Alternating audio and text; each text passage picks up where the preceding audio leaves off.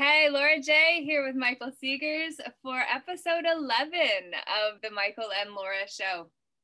Today, you have an incredible opportunity to learn about someone you can see in the frame that you may not be as well acquainted to as what you are with Michael and I, and that is beloved Saint Germain. So today, Michael is going to introduce you to one of the Ascended Masters who gifted us all with the violet flame.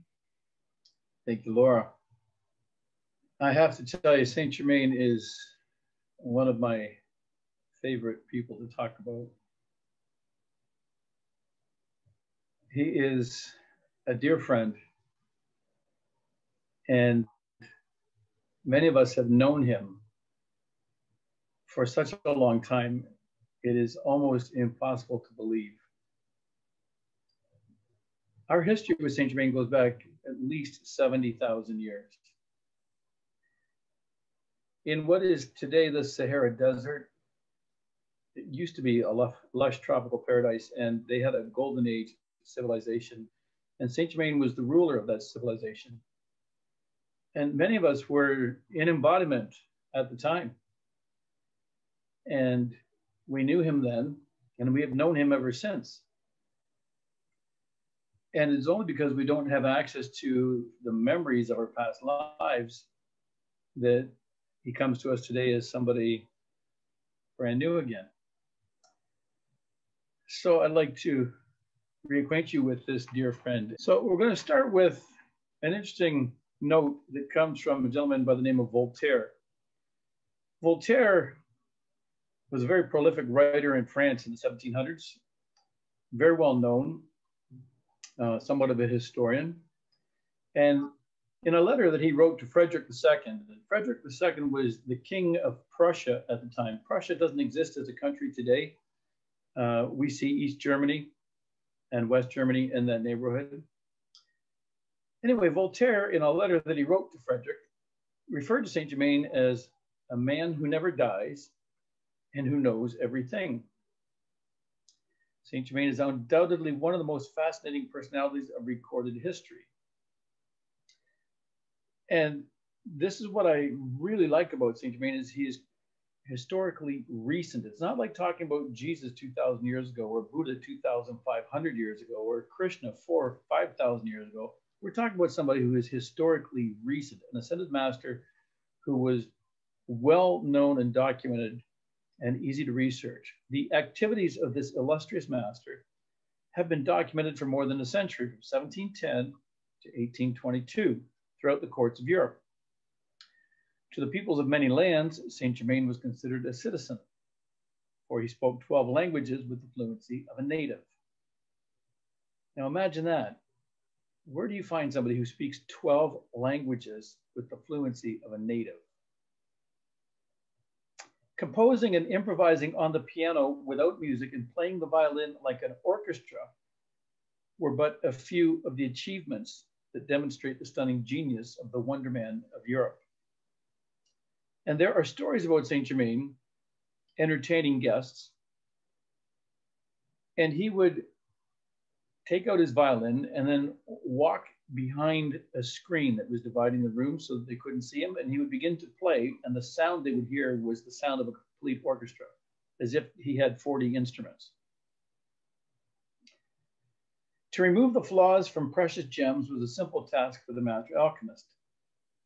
Neither was it beyond his ability to transmute base metals into gold. According to a confidant in the court of Louis XV, Madame Pompadour, he possessed a miraculous elixir that could prolong life. Aside from the prodigious, Saint Germain's strongest attribute is his devotion to the freedom and enlightenment of all mankind. His never-ending service to life will stand as a tribute to this distinguished master for generations to come. In studies in alchemy, Saint Germain conveys the knowledge of this sacred science that no man or woman should be without. You become the creator. You possess the inherent ability to transform your anxieties into happiness and your fears into love. So that is on the back cover of the book Studies in Alchemy, which is where I began when I first got introduced to Saint Germain in this lifetime. What we're looking at here is a drawing that was done. Actually, originally it was done as an engraving. The artist's name was Thomas. The picture hangs in the museum in France known as the Louvre. And it shows Saint Germain as he was known at the time. This image was produced by Manly Palmer Hall, who went to the Louvre back in the, maybe the 1930s, and produced this photograph.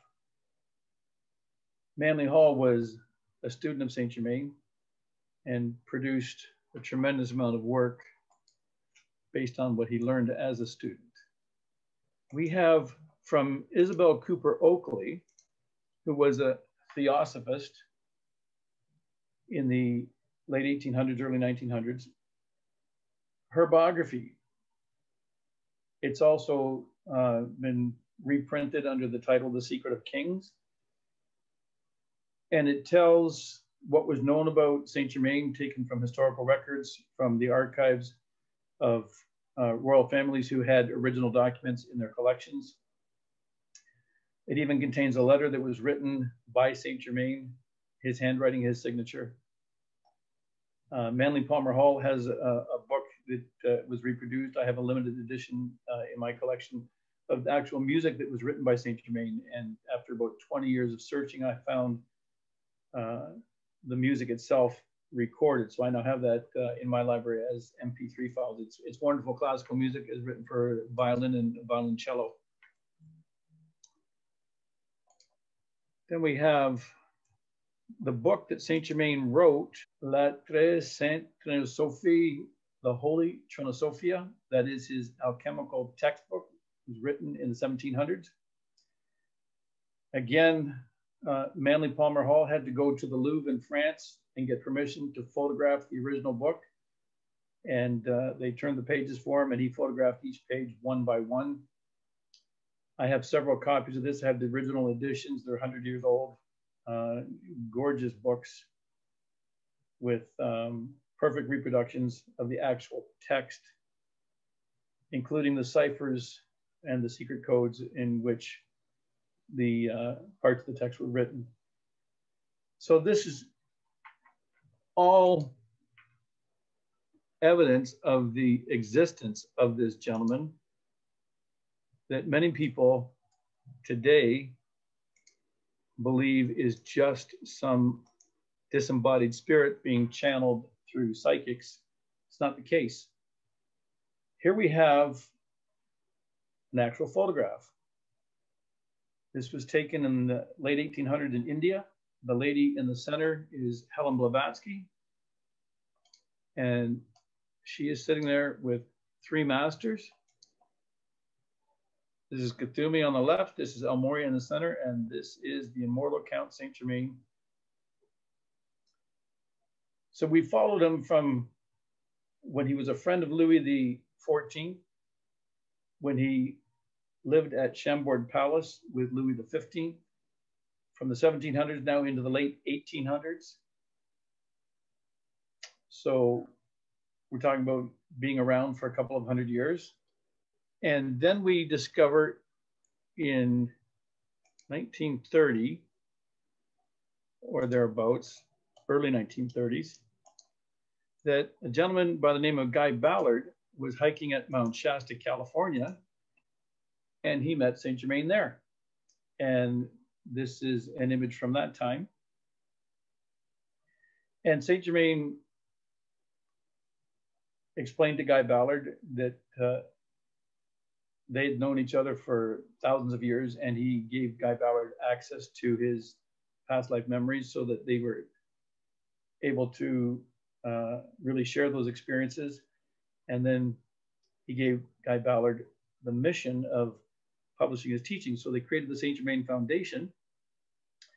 They produced 20 extraordinary volumes with instruction in the form that we call dictations that were given by over 100 masters. plus thousands of supplementary text. And that's the whole body of literature that is published by the Saint Germain Foundation. And then we have the image by Charles Sindelar. And this is a very, very extraordinary situation. Charles Sindelar was a world-renowned artist. He'd actually done paintings for a number of US presidents. Highly, highly skilled, very gifted artist. And he had a recurring dream in which Jesus appeared to him, and it would happen night after night after night for more than a month. And finally, in a conversation with a friend, the friend said, well, why don't you paint him? And so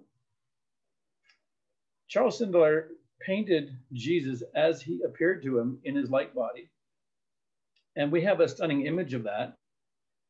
And then a few years later, he met Guy Ballard. And Saint Germain instructed him, he wanted him to do his portrait. And so Guy Ballard anchored the presence of the light body of Saint Germain in his room, and Charles Sindelar produced this painting. And those of us who are able to travel in our light body to the retreats of the masters on the third plane will tell you that this is exactly what he looks like. That is our beloved Ascended Master Saint Germain in his light body. Now, he has an extraordinary book that he has produced for us. And this is how I found him. I think it was about 1984. A friend who had introduced me to the teachings of the Ascended Masters in 1982 asked me one day, have you read Saint Germain? And I said, no, actually, I haven't. Who is Saint Germain? And he said, oh, you have to go to the world's biggest bookstore and get his book on alchemy. And so I did just that. And I discovered that this book is an instruction manual that will teach you the science of alchemy. And it is powerful and it's profound. And in chapter 7, Methods of Transfer, Saint Germain requests that we do an experiment, that we actually perform an alchemical precipitation. And so I did just that. And I actually precipitated, I produced a solid physical object where previously there was nothing. I still have the object in my possession today. I was able to demonstrate with surprising precision the science of alchemy. And it led me on a journey that, here we are 40 years later, has transformed my life beyond what I had imagined would be possible. And over the years, I've discussed this book with many students of the Masters, and quite surprisingly, when I ask the question, did you do the experiment? They all say no, they never tried.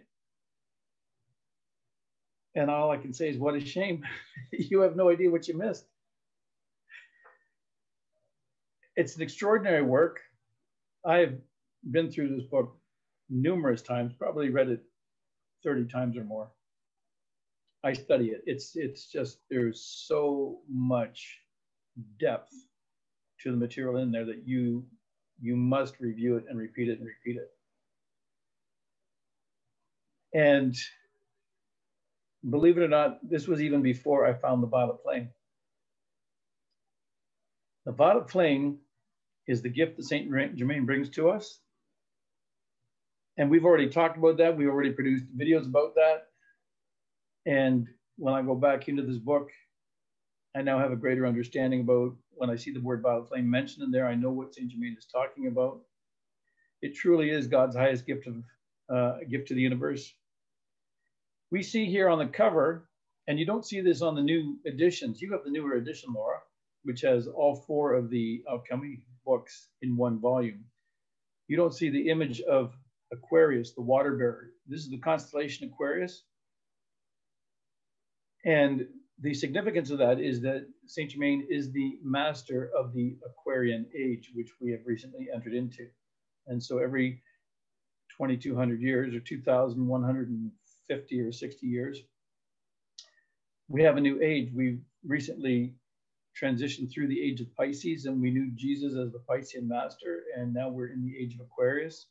And for the next 2,000-year cycle, Saint Germain as the Aquarian master is here to take souls to the next level in their spiritual evolution. And it is by his extraordinary devotion and by the sacrifices that he made when he went to the Lords of Karma to receive a special permission to give us the vital flame that we actually have that gift. It was not available during the last 10,000 years. It was tremendously misused and abused on Atlantis. And Atlantis was sunk. That was the flood of Noah. And that was just because the Lords of Karma had to put an end to what was going on. And so from that point in time until 1930, the only way you could use the vital flame was if you were an initiate of the masters and you were able to travel in your light body to the etheric planes, and in the retreats of the masters, you could use the vital flame there. Having access to it on the physical plane is hundreds of times more powerful, because you cannot transmute physical substance on the etheric plane with the vital flame. You have to bring the vital flame to the physical plane to transmute physical substance and physical karma. And that is the burden that we're all dealing with today, is our physical karma. And being able to transmute that karma with the vital flame on the physical plane now, and also having the dispensation of only being required to balance 51% of our karma to make our ascension, means we can actually accomplish this in one lifetime, what we have not been able to accomplish in the last several hundred lifetimes. So what a blessing, what a gift, what a powerful friend we have in Saint Germain. And it's been my pleasure to introduce him to you. Thank you, Laura. My absolute pleasure. And I hope that you who got to listen to this message have some questions that you would like us to speak into. So please do comment below, subscribe to the YouTube channel where you have seen this on, either the Shambhala Temple of Light, where there is a wealth of resources for you to be able to take advantage of, or on my channel, Laura J.E. Hamilton. We very much look forward to sharing more content with you, introducing you to the teachers who came before and were able to ascend, as we have a chance to do now too. So thank you, Michael, and have a phenomenal day, everyone. Thank you, Laura. I have discovered over the years that the more I do for Saint Germain, the more he takes care of me. Yeah. That's just what happens. Nice. And some of it needs to be a surprise. Yeah. And I can tell you, Saint Germain will blow you away with his surprises. 100% guaranteed all the time. He's lucky to have a friend like you too, Michael. I love him dearly. I know. You can tell.